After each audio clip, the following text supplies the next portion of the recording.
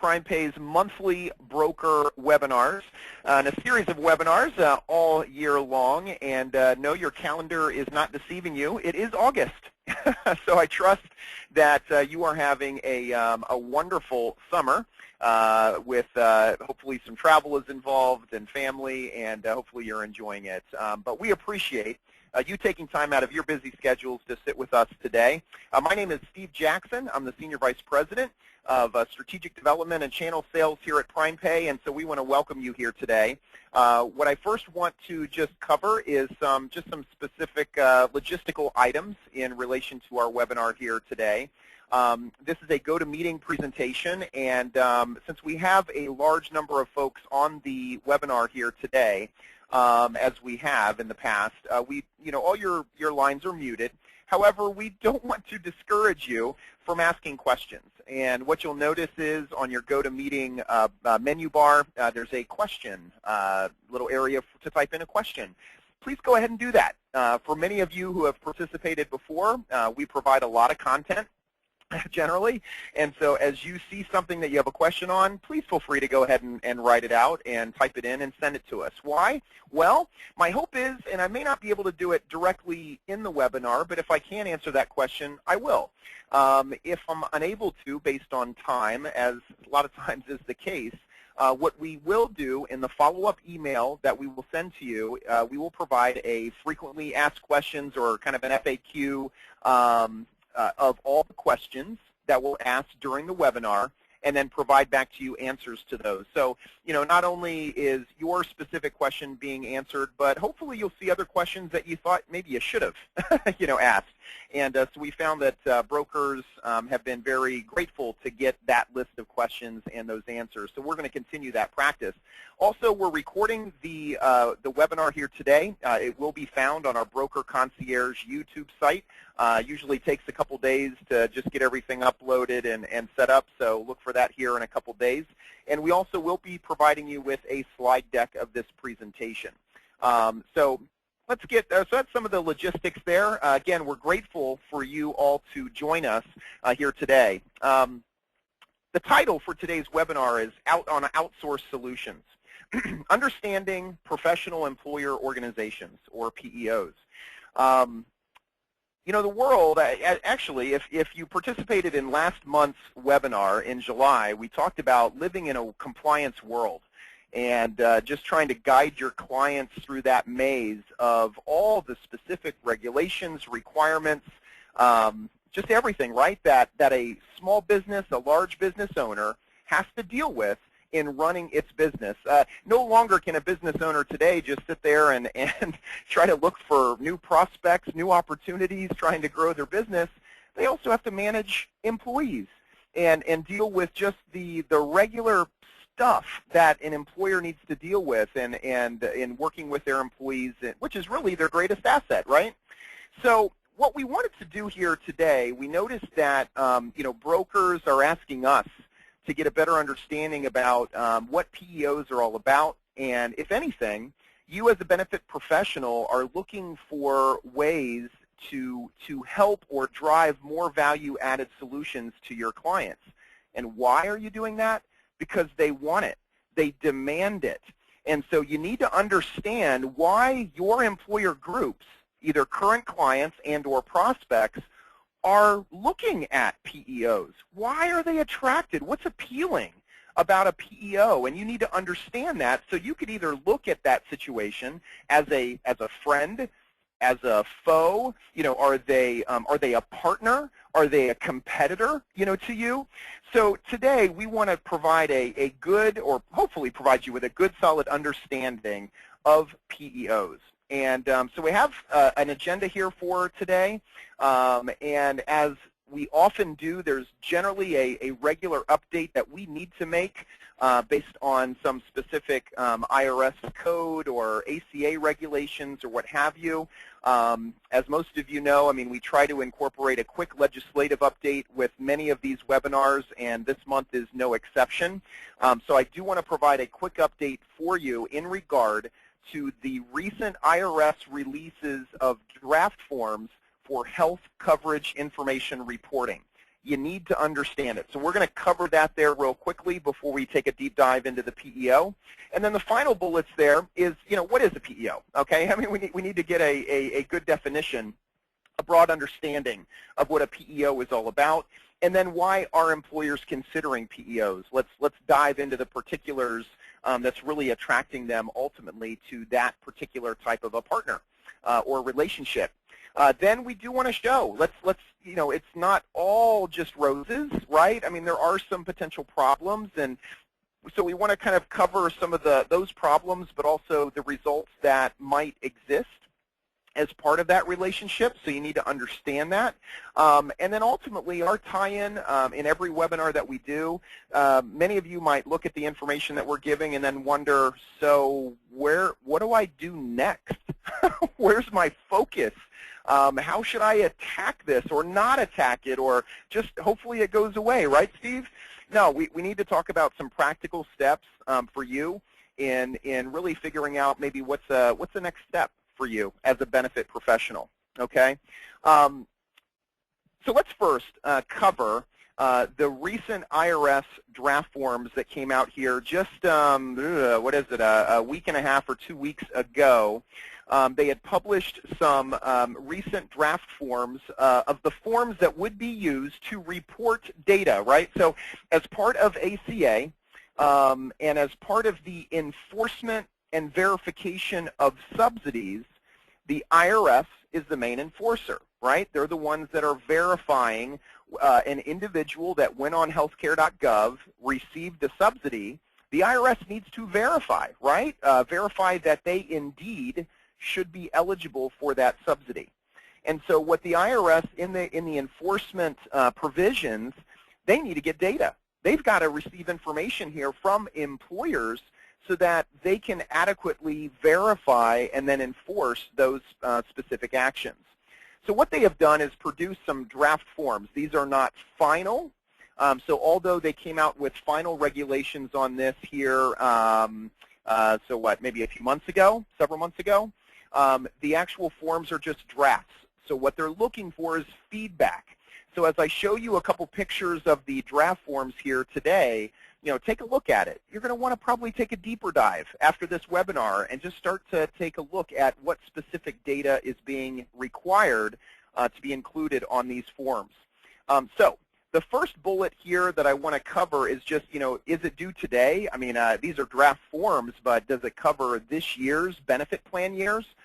The answer is that this first filing requirement is due in early 2016 for health coverage provided in 2015.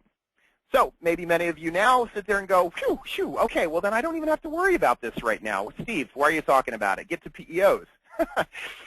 Well, let me just explain. As you see some of the data that is required for these forms, you're going to want to have a healthy conversation with your employer clients in regard to, well, okay, client, employer, how are you going to where are you getting that data from? Where are you extracting it all from? Is it from you, the benefit professional? Are they getting it from a payroll provider? Are they getting it from a CPA? Is it just part of their own records that they're going to have to grab or store information on? So now is the time to have the conversation because it's going to impact their plan year for 2015.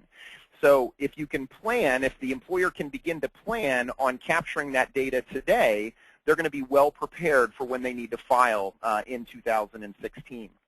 So there were 4 draft forms that were issued. Okay, there's 1094 and 1095B, as in boy, and 1094 and 1095C, as in Charlie. So I actually have a few pictures of those forms, so I'm going to show you that here in a second. I think that'll kind of bring some things to light as far as what these forms look like and what they're about.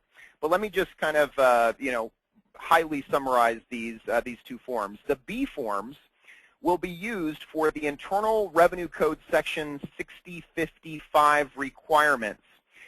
If you're not familiar with the 6055 and then also 6056 requirements, I would recommend you listen in on our July webinar. Actually went over in a little further detail in regard to what those requirements are. And so you might want to review that here on your own. That's in our Broker Concierge YouTube site, and it will be posted there. So I'd recommend you go there because I don't want to spend a lot of time just on those specific requirements. But the B forms are specific to fulfilling the requirements under 6055. And so what that means is, well, who's got to file this? Well, it's going to be insurers and employers that sponsor self-insured health plans, or those employers offering minimum essential coverage. Okay? So now you're looking at a lot of groups. This is small groups, large groups. This has nothing to do about applicable large employers, okay, for the B forms.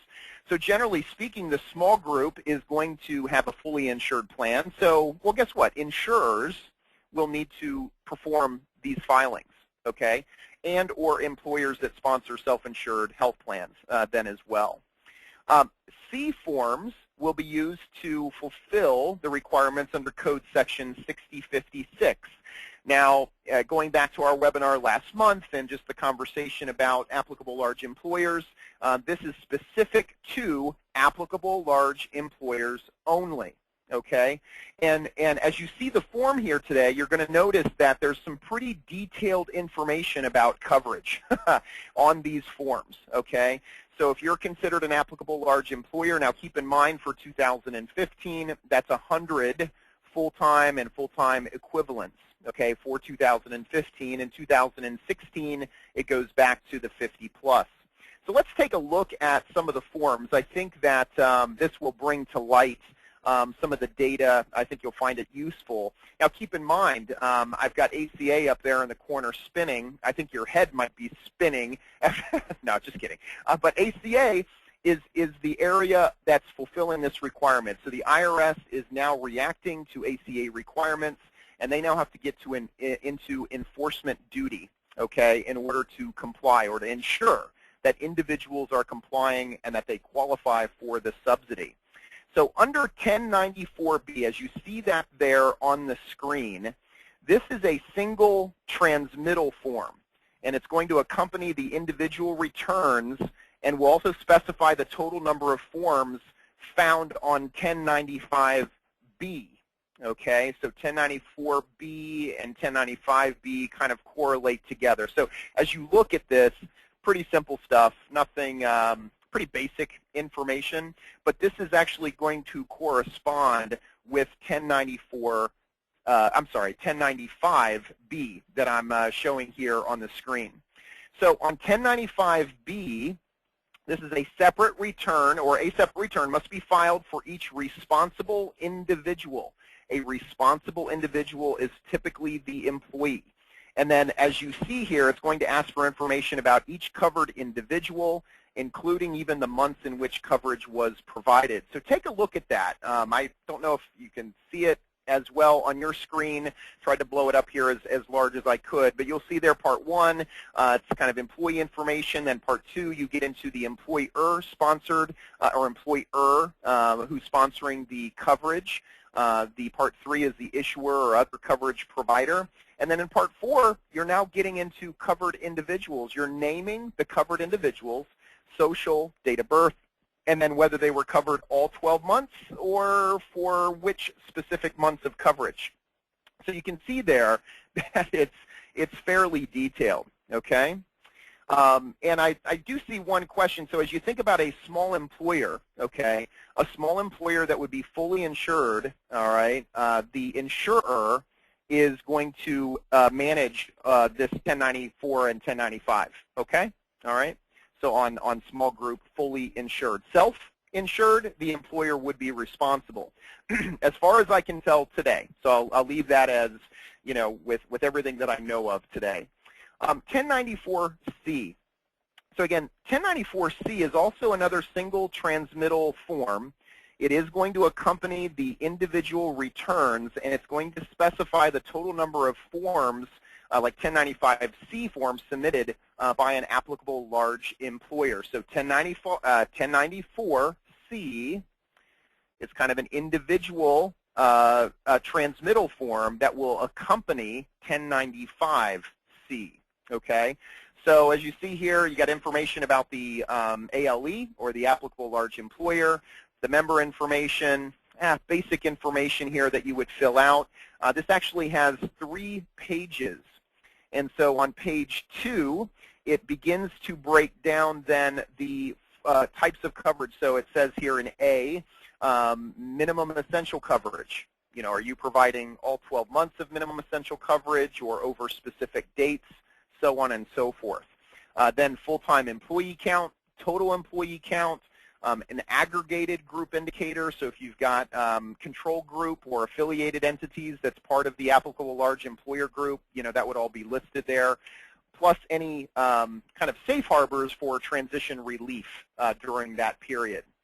The third page then is really focused on the aggregated ALE group, in which there were other, we're talking about a controlled group, and you now have to add additional members as part of that transmittal.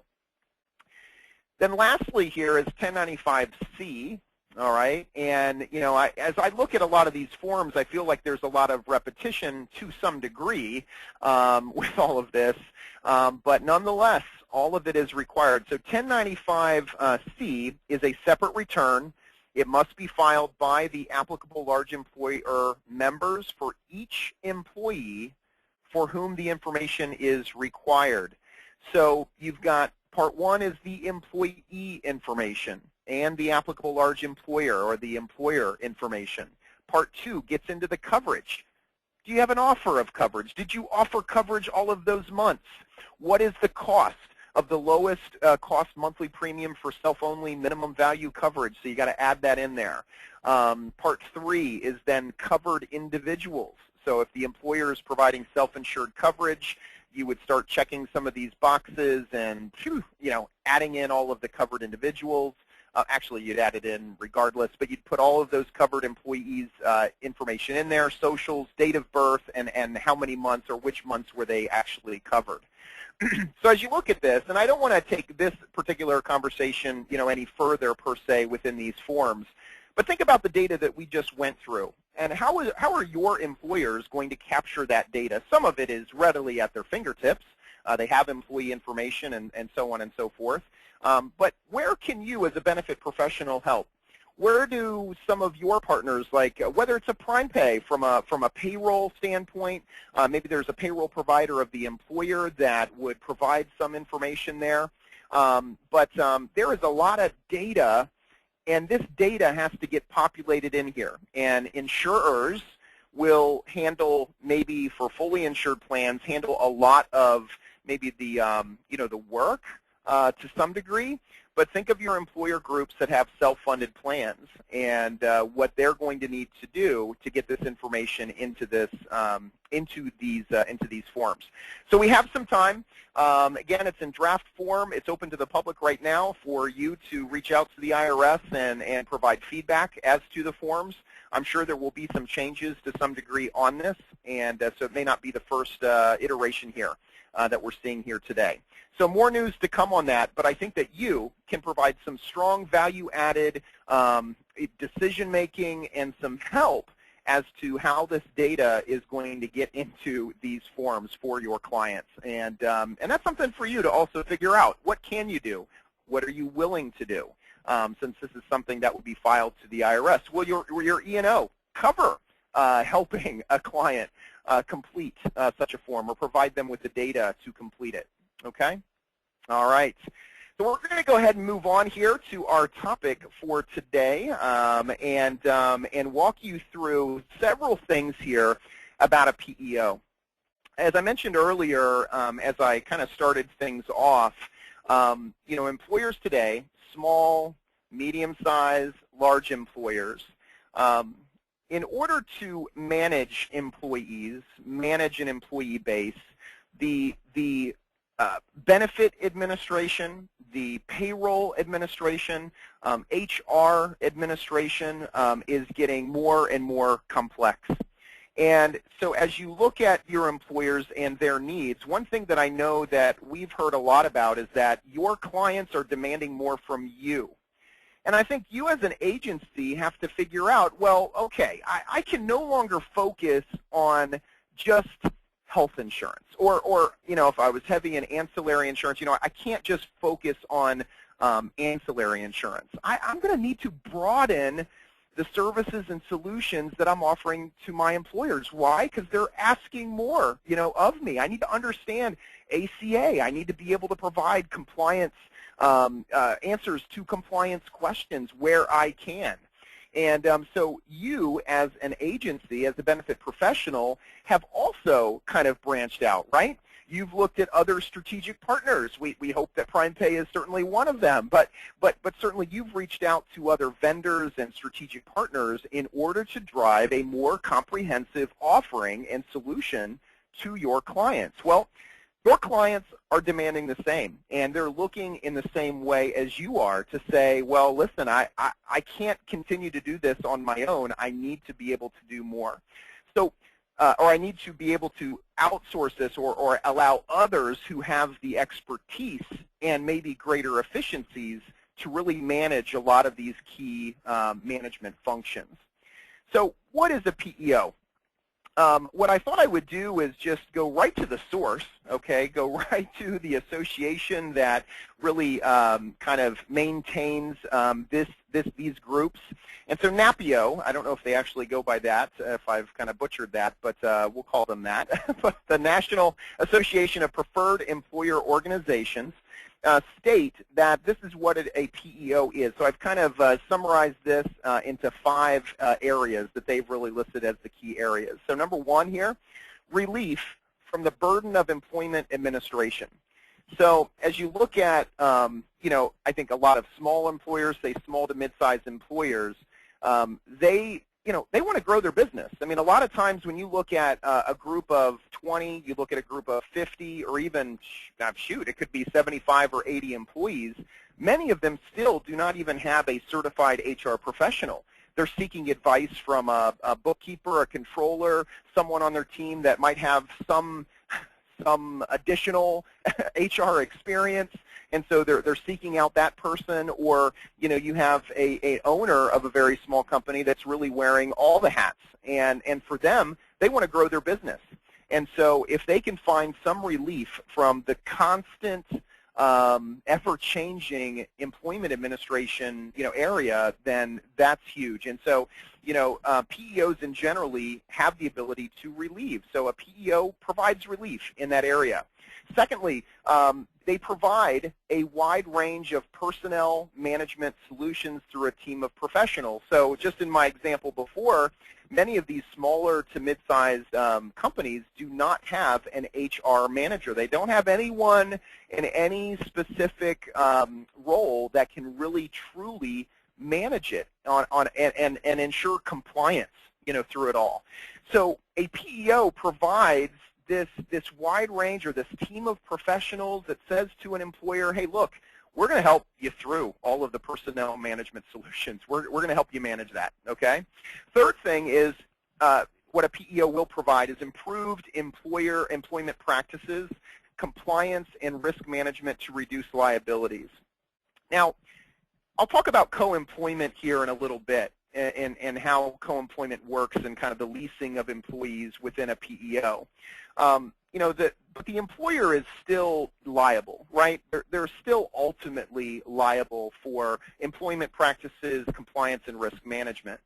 But a PEO has that team of professionals that actually can help an employer improve upon those employment practices, or let's just say ensure that employment practices are being complied with, right?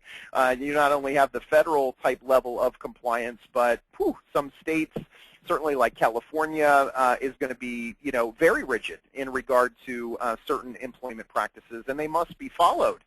But I want to touch too on this last part, compliance and risk management.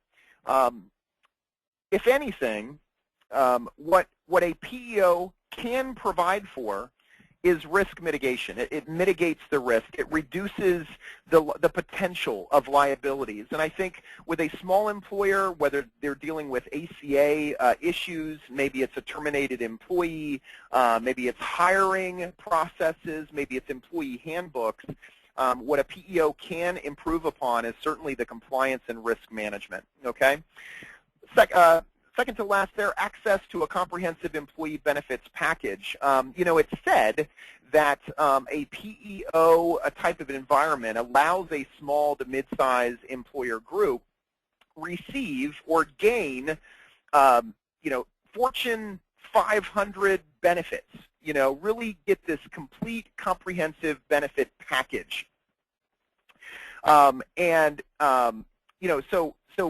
for certainly a smaller employer and even a mid-size, and I'm even talking, it could even be a couple hundred employees or more, many times they're going to have kind of core product offerings that they're going to deliver, but they still may not offer everything. Absolutely. So access to a very comprehensive employee benefits package is vastly appealing to many employers. And then lastly here, the last thing here is assistance to improve productivity and profitability. And you might ask, well, how is that? That's a PEO provides that assistance? Well, think of this. I mean, if you've got the key primary decision makers, stakeholders in a corporation really focused on the things that they do best and not on the things that are just weighing them down day by day in, the day-to-day tasks of dealing with employment practices and personnel management decisions and so on and so forth, but they could actually do what they're kind of made for, then I tell you what, you're going to improve upon productivity and certainly profitability because you're going to be able to do the things that you want to do. So you look at that and a lot of roses, a lot of good things, right? Let's go ahead and take this a little bit further. And I think I had done a misspelling here, or I put the wrong word up here up above. So thank you, William, for sending that through. But that's the National Association of Professional Employer Organizations, not preferred. I messed that up. Professional. So thank you. Thank you, audience. You're fantastic. So let me paint a picture. Some of you are picture people, and I want to just reflect kind of in picture form. Let's get a further basis for what a PEO is all about. So I gave some of the key attributes of some attraction by employers to a PEO. Let's kind of cover some of these key things or key areas that they're going to touch on with these employer groups. So we have our PEO, okay, in the center, and if we were to kind of dissect the PEO here a bit further, we're going to touch on some of these key points. And the first thing that is a huge attraction, a huge product offering for PEOs is the benefit offering, so the medical and ancillary benefits that they provide. Keep in mind that a PEO, and as I go through different examples here today, do understand that a PEO is not a boilerplated thing or entity, okay? If you looked at one PEO, you've probably only seen one PEO. Each PEO is a snowflake. They all look a little different. They each maybe perform a certain solution or capability, and so don't think of what I'm just showing you here today doesn't mean that every PEO looks like that, but I wanted to try to at least encapsulate all of the different things that a PEO can do. So some are a little more limited than others, and some are very, very comprehensive. So it does run the gamut in regard to what a PEO can do. But one of the big areas, right, is medical coverage. Being able to come into a PEO as an employer, and they're pooling all of the employees and that risk kind of together in a pool, and they're providing medical benefits. Okay, and also ancillary benefits for the group. And so if you're an employer coming in, you get to choose those benefits. Those are the benefits that are offered to you. It's not as if, per se, that you have some flexibility in just choosing whatever benefits. You're going to choose what is offered through that PEO. So the medical and ancillary benefits, though, is a key attraction by an employer to the PEO. It attracts many employers to the PEO. Secondly is premium billing. I mean, not that it's a huge burden, but month by month, small employer that's dealing with their medical premiums and other ancillary benefit premiums, I mean, they got to deal with payment, right? And so under a PEO, a lot of that is efficiently administered and managed through that PEO relationship. And so premium billing is also a part of that. Another huge area because of the tie-in to medical benefits, payroll deductions, you've got payroll and tax filing that plays a very key role and is kind of a core to a lot of the data and information that is pushed forth through that PEO. So payroll and tax filing is a very key important piece to a PEO. Next is workers' compensation. As you know, I mean, in certain states, actually in certain industries, it may be more difficult for you to find coverage. In fact, an employer might need to go to a state-run risk pool in receiving workers' compensation insurance. It's certainly required, so employers are somewhat, potentially, attracted to that PEO because that PEO is also pooling, right? They're pooling those employees, and that employer might find a way to receive that workers' compensation insurance through that PEO offering, which is very attractive, to that employer. So workers' compensation is a part of that. HR systems, so HR benefit systems are also key, is also key technology to a PEO. A lot of the efficiencies that are garnered is through a platform that would enable an employer to enter information, a participant doing self-service or onboarding directly into a platform to be able to be, that information to be disseminated to where it needs to go. Maybe it's to the carriers, maybe it's to payroll, maybe it's to, certainly other areas that need to be noted. So HR systems, HR benefit systems are typically, not in every case, but generally a very big capability of a PEO. Now, HR systems are also going to need time and labor management systems, as you all are aware, with the ACA mandate, the employer mandate.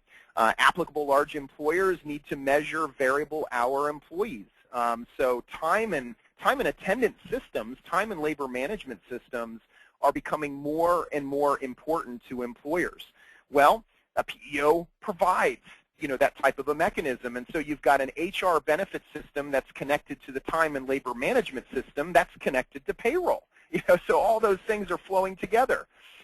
Then you have HR consulting. It's got to be the top three, at least sitting in the top three of an attribute of every PEO, and it's the HR consulting aspect of a PEO. The ability to get advice, not just advice, hey, go to a website and, maybe read up on this particular item and I hope you get it right kind of advice, but true consulting, where you can either call into a to a call center type of an environment, or you personally have an HR person that's there and available to your company to handle the personnel management needs, employment practices, hire, fire, whatever that may be. That is a huge attraction for certainly the small to mid-sized market to be able to look at and participate in this type of a relationship. So that's a biggie, HR consulting. TPA, Retirement Plan and Compliance Solutions, as kind of a fulfillment of or rounding out the comprehensive benefit offering. PEOs are generally going to have flexible spending plans, the ability for HRA administration and or HSA administration. They'll have the provisions for retirement plans, 401ks, what have you, for the employers. But there also could be other, HR compliance solutions. There could be ERISA compliance solutions that are a part of that as well, and it just does depend on the specific PEO. And then lastly here is kind of just rounding out the scope of things, and this might go along with the HR consulting aspect, but just think about all the issues that your employers go through in the hiring process. So having the ability for pre-employment screening types of solutions, or creating or providing an employee assistance plan or program, that's huge, right? You could even tie in wellness, different things of that nature that a PEO could ultimately provide. So you look at this and you go, well, Steve, this is insane. They do so much. There's got to be more, or is there a downside, or what is in it for business owners and their employees? I mean, why really are employers considering PEOs? And I want to just show one more screen that I thought would be really helpful for you to kind of get a picture of where a PEO is driving these comprehensive solutions. And I had pulled just a couple additional stats from NAPEO that I thought would be interesting here to you. And as your eyes now have gazed to the right side of the slide, as I know most of yours has, you're going, well wait, Steve, there's a lot of stuff there. Okay, we're going to touch on that here in just a second. But I want to reflect the comprehensiveness of some of the capabilities and solution services that a PEO will provide. So presently, there's over, close to 900 PEOs operating in 50 states. There are some states where, clearly they have moved tremendously in. There's so much more activity of PEOs in certain states. And then there are many states that PEOs have just never taken off, and it's either due to state law or what have you that's maybe limited, their engagement in certain areas. The average client size is around 20 employees. Now, in preparation for this webinar, I've done a lot of research here on this, and there are many, as you can see, many PEOs. They will range, though, for PEOs that will focus from literally 1 to 30,000. So that tells you the range of, one PEO might only look for groups of 50 plus, 50 to 1,000. Other PEOs will say, well, I'll go from, to 1, 2 employees to, 100. So they're looking at the small employers. But so there are some really big ones in there as well. But the average client size is right at 20 employees. So relatively small, smaller employers. One of the biggest areas this attraction is, it provides that small business. They receive that Fortune 500 benefits, like I had mentioned. And I thought this was pretty interesting. Employment growth among PEO employers is 9% higher than employers that are outside of a PEO. And that goes to that statistic of just showing that a PEO can provide greater productivity and profitability. Because if those key decision makers are out there doing the things necessary to grow their business instead of getting caught and stuck in the day-to-day, they should be more productive. They should be more profitable. And at the end of the day, too, they're actually going to reduce and mitigate risk because they're going to have better and safer workplaces. So a lot of these PEOs will also provide a training, employee training, certification training, maybe it's OSHA, type training, sexual harassment training, and so forth, where employers may not have been fully up to policy on that, and now they are, and which should result in better and safer workplaces. So as you look at the list to the right, there's a lot of stuff there, right? And as these check marks begin to get filled in, the main reason for checking those off is that the PEO provides this. Again, not all, because they all look a little different, but they all provide some form or fashion of this. As you look at PEPM pricing, a lot of these PEOs are priced either on a PEPM basis, so kind of all-inclusive pricing, or it's a percentage of payroll cost. So, but it's kind of all-inclusive pricing and how they do that. A big one there, the fourth one down, is employee handbooks. These employers need employee handbooks, and so to be able to get their hands on a handbook immediately for their employees is huge. And I don't plan on going through every single one of these. Just wanted to lay out how extensive these can be. So there's a lot of good things, right? I mean, when you look at just the premise of PEOs, it's not a bad thing, but you also have to wonder then, well, where might the issues exist? What are the potential problems or results of making this decision as an employer? And what I have done is just try to put together a few key areas that I thought would highlight some of the potential problems. It's not all roses. I mean, an employer just doesn't go into a PEO environment or relationship and all their problems go away, right? It's not the case. There's involvement.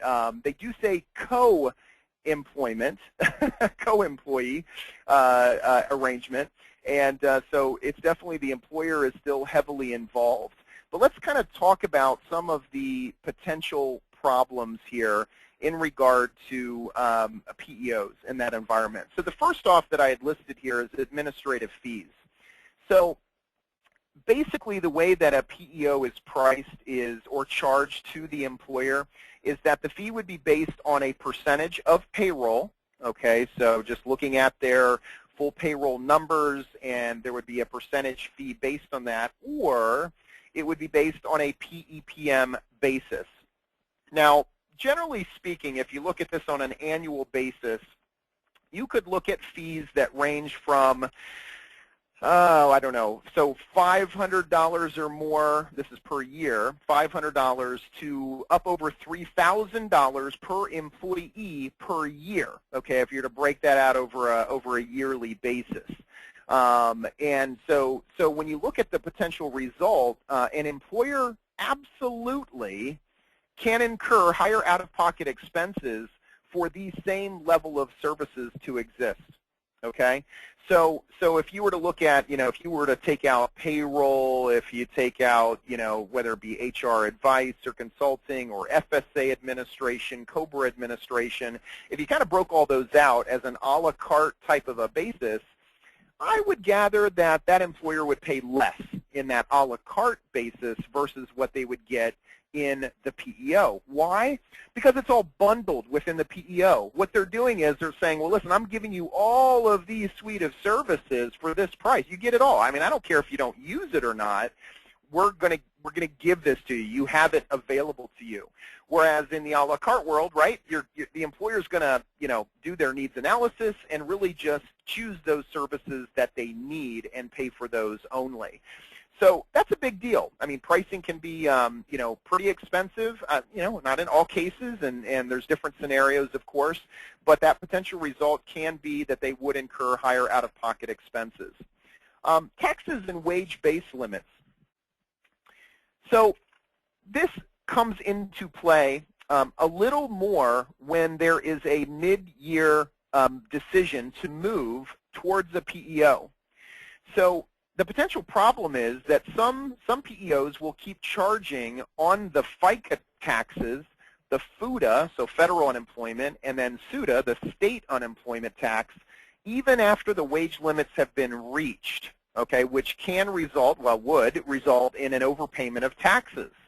So, for instance, you could have an employer group that they're doing everything kind of on their own. Okay, you're helping them, let's say, with their benefits and so forth. But the employer makes the decision to move their relationship over to a PEO as of July 1. Well, you could have, you could have several employees that have maybe met the Social Security wage-based limit or other wage-based limits and would no longer need to contribute toward Social Security or what have you, okay, right, through the end of the year because they had already hit those limits. But by making that switch to a PEO mid-year, they start from scratch. I mean, they're going to start charging for those, they're going to, well, they would start charging for the FICA taxes and FUTA and SUTA. They're going to start it all over again, even though it was already paid into already or may have already met that limit. So you do need to be extremely cautious as an employer, I think, in my opinion, if you do want to make that switch mid-year, okay? So you do have that potential result of the overpayment of taxes.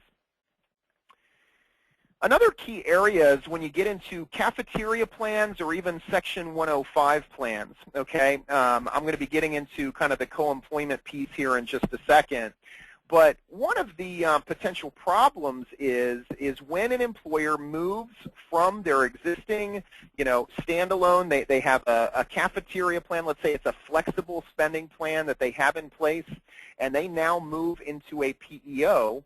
Well, what that employer is going to have to do is potentially terminate that existing FSA plan because the employees, due to the co-employment aspect, the leasing of their employees, those employees are now under the PEO.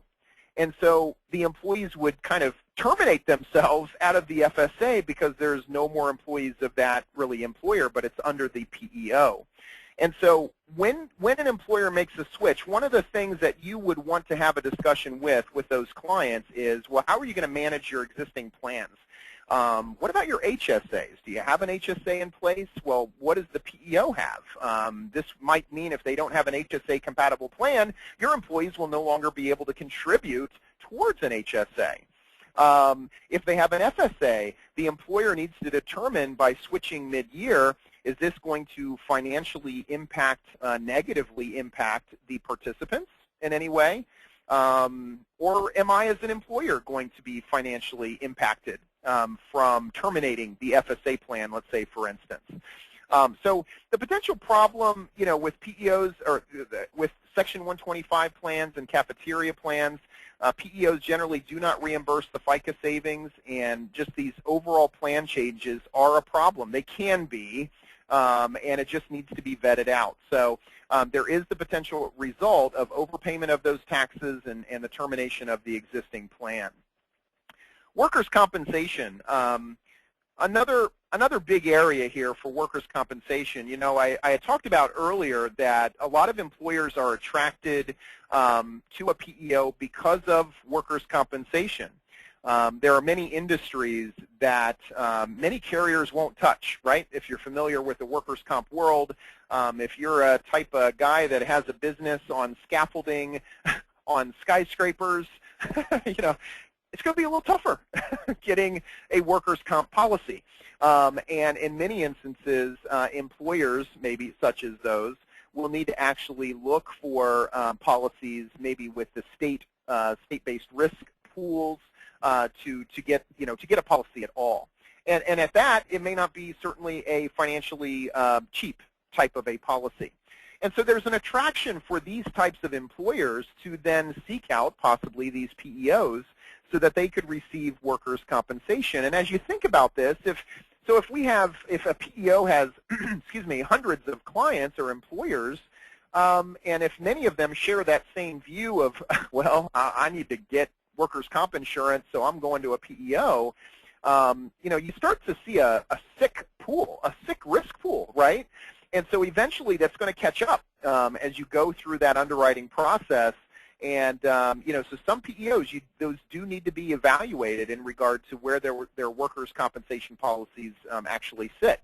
But then there's also that potential problem where PEOs will charge workers' compensation premiums even on overtime wages or, at that higher overtime rate, which clearly result in an overpayment of workers' compensation premiums. None of your employers should look at a PEO and just say, well, my word, I can get great workers' comp insurance. That's not the case. I mean, so you definitely need to look at that employer should look at every situation, every PEO example that they're, potentially looking at to ensure that, workers' comp is reasonable and where it needs to be. A couple other areas as a potential problem is in the control aspect. Okay, when an employer goes into a PEO where they're making that offering, I mentioned that it allows maybe a small employer or a mid-sized employer to be able to receive Fortune 500 kind of benefit offerings, right? I mean, wow, I get so much. I'm a group of 30 and I have all of these different offerings, and it just wasn't something that I could offer before. That's great. I mean, that is fantastic to some degree. But then that employer does lose the ability to control the plan selection. And you and I know, the ability to be able to have flexibility in this area, to move from plan to plan or insurance company to insurance company is huge. It's tremendous. It's so much needed generally with our employer groups. So plan selection, the potential problem is that you are limited to the insurance companies and or plans that are offered, okay, within that PEO. So nonetheless, they could have the greatest plan since sliced bread, I suppose. But generally, they're not going to have all the best plans. They have their plans, and you're going to be limited. That employer is going to be limited as to what is offered. So the potential result clearly is a lack of flexibility and certainly a disruption to the current benefit. So an employer making the decision to a PEO has to consider what they're doing to their existing plan. Yes, it might be more expensive than what they're seeing in a PEO, maybe. But well, I tell you what do your employees need? What, is this a richer benefit? There can be a big disruption of the benefit with the employees that they're going to want to consider. Also, control is employment. Co-employment, when an employer enters into a PEO relationship, they are going into a co-employment relationship, and it causes a contractual allocation and sharing of employer responsibilities. Now, the co-employment relationship is kind of, you also hear the phrase leasing employees and so forth, but what happens is that those employees become employees of the PEO. They're getting their check from the PEO. The risk pool, the insurance is all pooled together with all the employers within that PEO. And that employer has basically entered into a contract in kind of sharing those employer responsibilities. Now, the contract is going to be pretty PEO friendly, but nonetheless, it is a co-sharing, and that can cause employee confusion. I mean, it can. I mean, okay, I work for ABC company, but you're telling me I need to talk to ABC PEO to get this or that, and so there can be some confusion there. The last one here is a big one, and I want to touch on, and just before I talk about it, just state that this is heavily debated on both sides of the aisle. I have heard strong debates saying that it's not true, and very much strong debates to say that, no, it is indeed very true.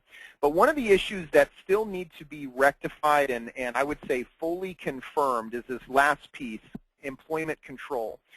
The potential problem is that you may be treated as an applicable large employer. You see, even though you might have a group of 20 or 35 or 40 or even 50 here, at least currently, outside of a PEO, you are not considered an applicable large employer under the employer mandate.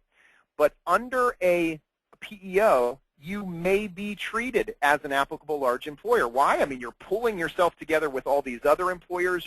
The PEO is acting as a large employer with large employer benefits.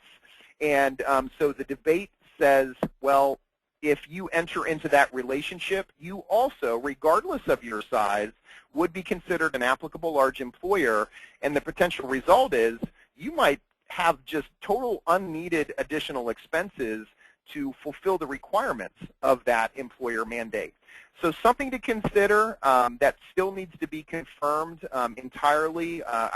In my research, it shows it on both sides of the aisle, so certainly something that we need to mention.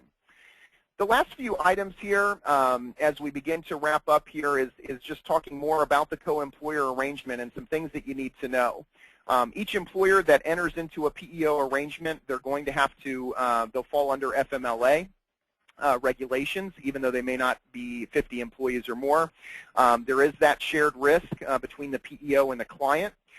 There are bundled pricing aspects, so it's nice, but that employer is really hardly going to know what he's paying for specific solutions that are being offered, so very tough to kind of figure out what's being charged other than the total PEPM pricing. There are generally more significant upfront fees associated with PEOs.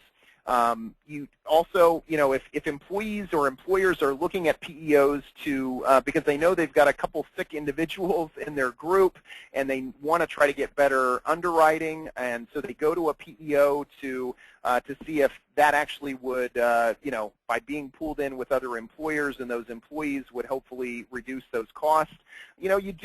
It does have the creation to some degree is a PEO creating a sick pool, of some kind of all these employers and such. FICA considerations, an employer needs to be very make strong decisions in regard to switching in the middle of the year can force an employer to pay FICA here all over again. So what I want you to think about here is capitalizing on your expertise and also valued partners. I've approached this in a way that you might be sitting here going, I mean, wow, I mean, they're tremendous, they offer a lot, but where am I? Where am I in this? And I really want to drive that aspect here for you now. So what I want you to do is think about this, and there are out there today in the as you look at some of the largest PEOs, PEO organizations out there today, there are some broker-friendly PEOs in which you have the ability as a broker, as an agent, benefit professional, to be able to be fully engaged or to be engaged with your client.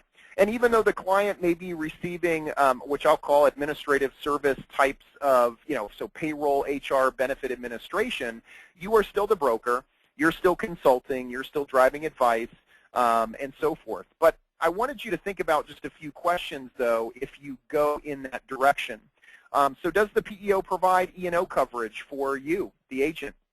Does the agent make the sale or the PEO? How involved are you? Is it truly your ability, or is it in your ability to actually consult with each employer? Are the commissions vested? Does the PEO work only with brokers, or does it have its own sales force? Very good to know, right? I mean, are they out there just knocking on doors and bringing in clients left and right, or are they more focused solely as a broker-friendly PEO? How does the PEO handle client referrals? Very strong question you want to ask, as your employers will talk to other employers that will bring them in.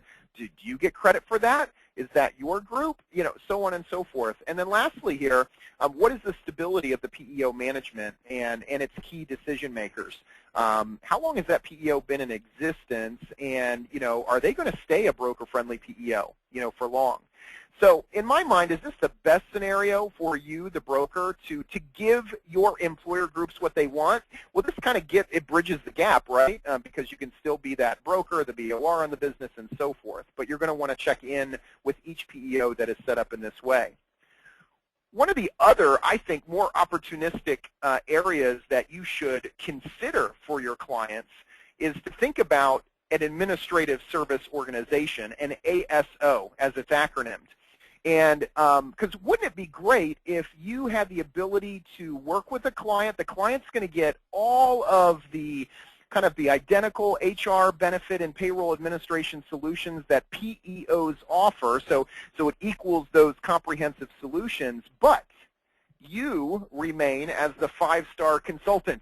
You're the chief. You're in charge. You're able to really drive all the consultative advice here for your clients in regard to all of the medical and ancillary offerings that they're going to choose.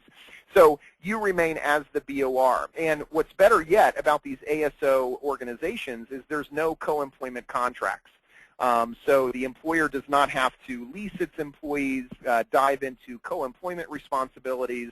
That's not even in the picture. And but yet it's a bundled offering that the employer can purchase or sign up for, and then you as the broker are going to be a main driver in all of the benefit offerings. So if you think about one of the national payroll providers today that are out there, they have both a PEO offering and an ASO offering. Well, the ASO offering is actually larger and growing faster than the PEO offering. So that tells you something. It tells you something that employers are looking for more, right? They need more. They deserve more. They need that additional compliance and administration help, but yet they still need you. And an ASO will enable you to stay fully engaged. So in the last slide here that I have before we wrap up, I want to just touch on a couple things, because I know that each of you here on the webcast here today, you're looking to grow. You want to grow your business.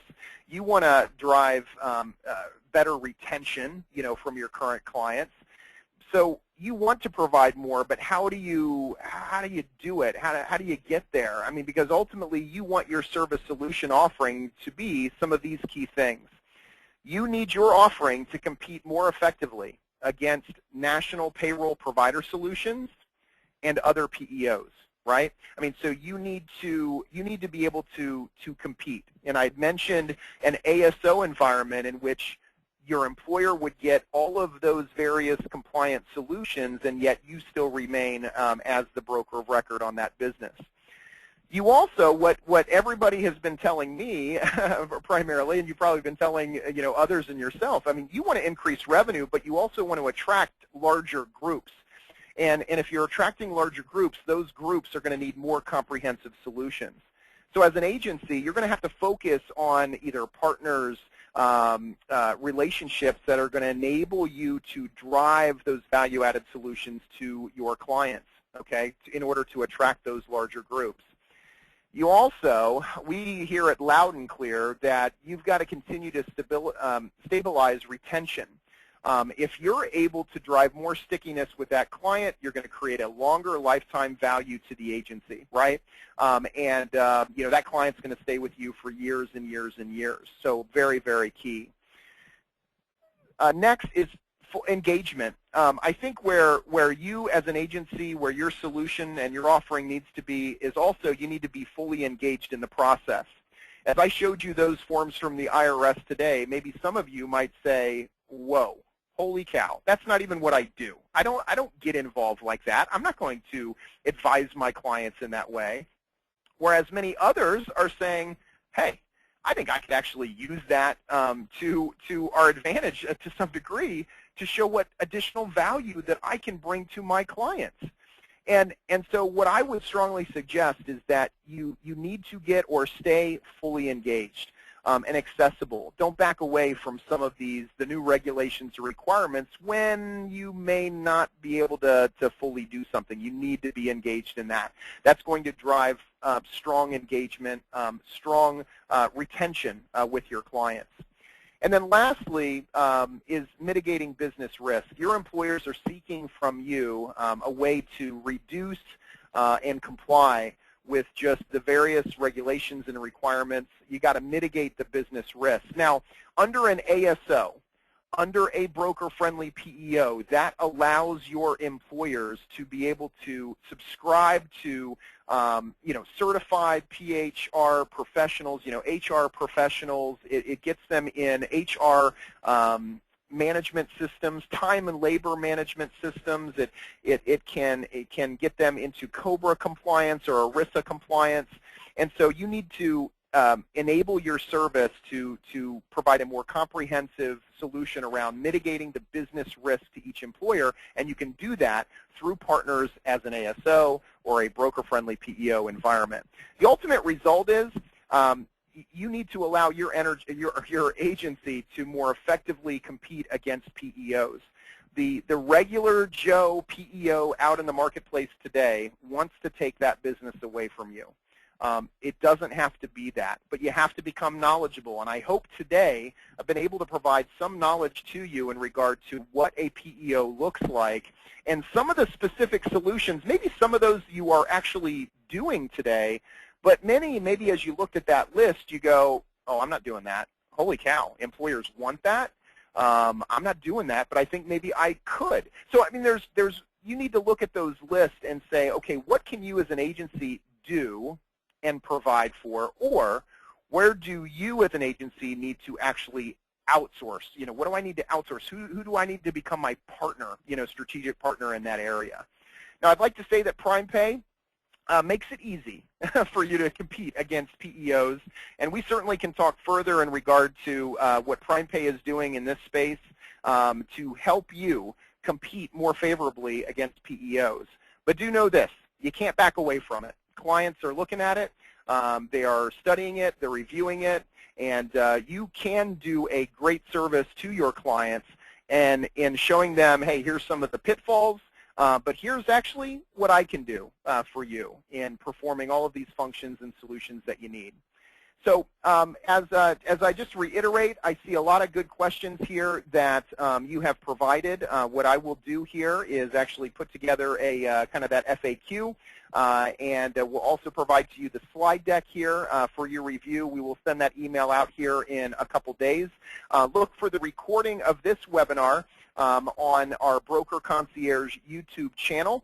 Ask you to review that at your leisure. We have most of our most recent webinars on there, and it'll go back there some ways, and you can see a lot of good information there as well. But with that, that will conclude our webinar here for today. Continue to enjoy your August, the rest of your summer, and look forward to talking to you here again next month. Have a great day.